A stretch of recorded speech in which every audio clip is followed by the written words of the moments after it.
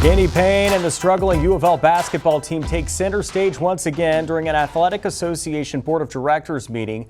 It's the first time AD Josh Heird answered questions since just before Christmas when he said Payne would be the head coach going into 2024. Eric Crawford was at that meeting today where this happened.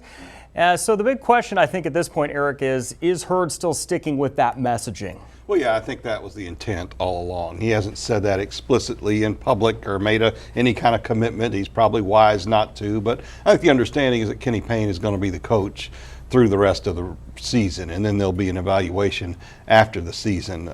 This meeting, though, talked about some shortfalls. Obviously, we know crowds at the KFC Yum Center haven't been as good. As the team's been struggling, they're 6-13 right now. It's going to be a $2 million basketball ticket revenue shortfall, which is significant, but football did a lot better than expected, so the whole picture tends to balance out. Kind of offsets what's going on with basketball. Sometimes you'll hear programs and sometimes coaches, maybe fans talk about moral victories. I want to take a listen right now to what Heird had to say about that. You know, I'm well aware that this program, this fan base isn't into moral victories.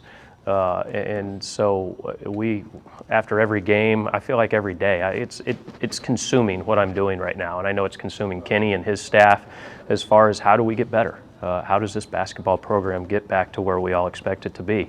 I don't know how you feel about moral victories, but have there been some this season? Well, they're playing better against very good teams. And the interesting thing is they're going to beat some teams in the ACC down the stretch of this season if they keep playing the way they're playing right now. They are playing better basketball, but it's not good enough to beat the top teams in the ACC. Will it be good enough as the season goes on to beat some of those mid-level teams? Does that make the decision any more difficult for Josh Heird come into the season?